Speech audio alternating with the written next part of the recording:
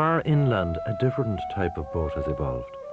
Hidden from sight in pens or stocks cut in the banks of the great rivers, we find boats descended from the hollowed-out logs of the Bronze Age. This is the cot, another indigenous craft with a long-tailed history. From the Gaelic word cotche, equivalent to a skiff or punt, the craft is a flat-bottomed boat suited to use on river or lake. With its flat bottom, it is easily launched from the muddy banks, and with its narrow beam, it is highly manoeuvrable. It has been used for many purposes: for salmon, trout and eel fishing, for cutting reeds, for shooting wildfowl.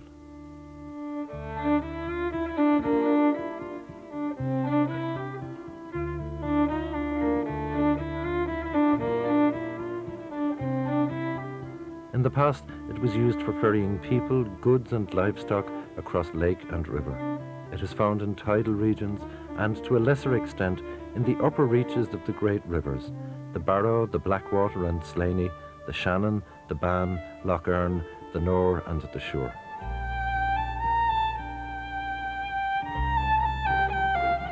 In Pat Drohan's boat shed in Carrick, these cot fishermen struggle to keep tradition alive.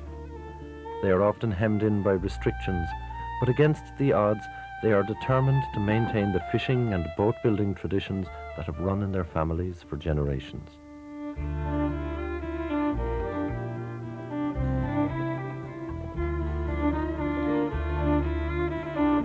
Fewer cots are licensed to use snap or draft nets on the river than ever before, and the rights of families to fish designated stretches of the river have been eaten away. Much of the lore of place name and navigation on the river has been lost, yet there are still several hundred cots in regular use.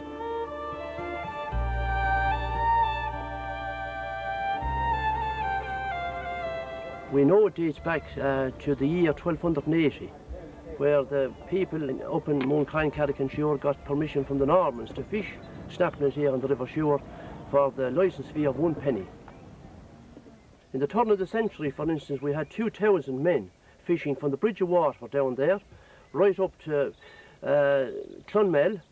In the turn of the century, 4 men per boat, but now we have less than 100 men, about 100 men at the moment. And their fishes from Carrick and Suir to Waterford. In 1943-44, the snapnet was prohibited on the fresh water from Carrick and Suir right up to Clonmel. And all those years, I think it's fair to say that when we had 2,000 men fishing with snapnet here on the River Suir, there were plenty of salmon in it. The Rye man in Carrick can go back, like the like of us, can go back 200 years for them. But they were there before that, but we can go back now at present, in my own family, 200 years. And they're all fishing down to today. My nephews there, they're all fishing. We all come from the Carrick Beg side of the river. Snapnet fishing, it takes 4 men to fish. The net is about 16 yards long at the most. The cots were a little smaller because you had no outboard, only a paddle and oar, so they'd have to be a bit smaller to get them around. Well, why it has the shape it has is the more weight goes in this boat, the more she's sitting against the water. Even if you had her down to 1 inch, she'd be quite safe. She'd be leaning against the river. Where if the sides were straight up and you leant out, to go with you.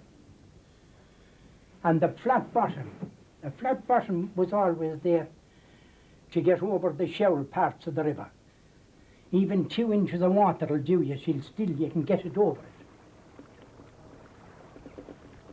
In its heyday, cod fishing was an integral part of the local economy. Like the Carrick men of the West, the cod fishermen made everything they could with their own hands, right down to ropes and nets. The snapnet is mounted on 2 ropes. You have the top rope and you have the bottom rope. And there's a weight on the bottom rope here, you can see it, it's a stone. And this particular stone has been in our family, I would say, for about 150 years. The stone sinks the net to the bed of the river. This particular net is 16 yards long, and it operates like a bag, and it covers a distance of about 10 yards when it's in operation.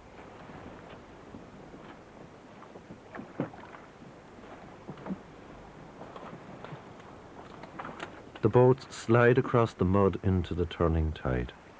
Just like the Carrick men, the cod fishermen work to a rhythm of ebb and flood and season. Like the Carrick men, their boats are perfectly fitted to their environment.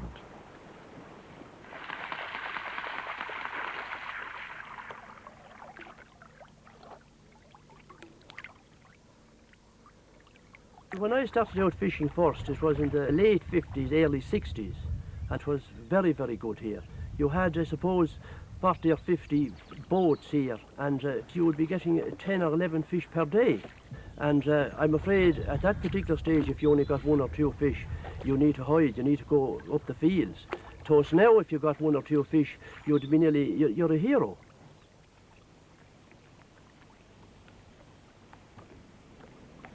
It's very, very hard to get young men interested to fish. You bring them out and they're out there for a week, they've got no fish and they just give up. It's a pity. You have the boats that are made around here for hundreds and hundreds of years. The tradition passed down from father to son, and that's in danger of dying out as well. If that tradition dies, I don't know where we're going to get the people to make them. And there are only about 3 people at the moment making boats around here. So when they go, if they're not people to continue the snapping it, the whole thing will die out.